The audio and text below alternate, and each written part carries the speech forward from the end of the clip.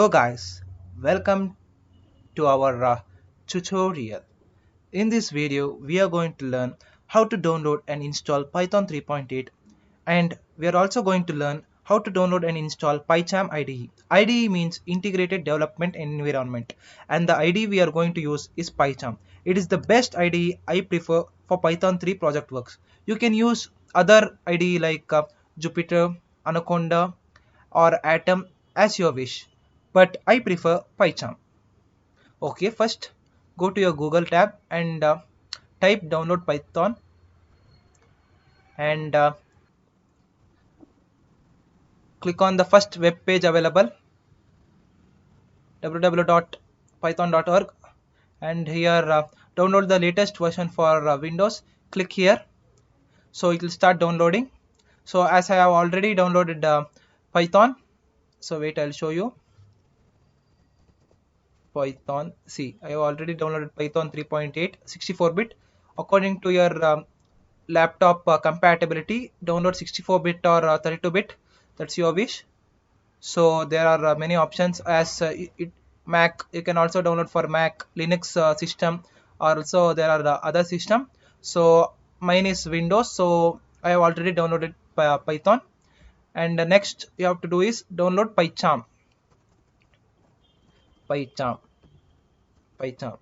yes, download Pycharm, that is www.jetbrains.com. click over there, and we don't need professional, we need community, so click download, it will get downloaded. So wait, I'll show. I've already downloaded it. See, my Pycharm is already downloaded. First after you download Python 3.8, you have to install it. Just click next setup and agree, and you'll install Python. And for Pycharm, it's very easy.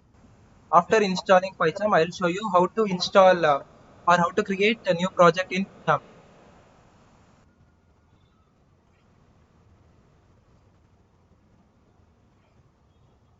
File, new project, click on new project, and you have to give the name for this project.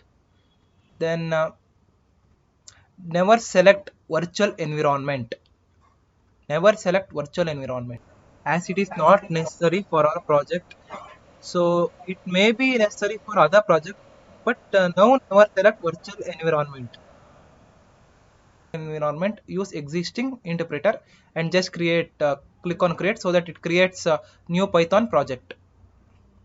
You can give its name, untitled or anything you can learn, scrapping, phone scrapping, or regular expression, anything you can give.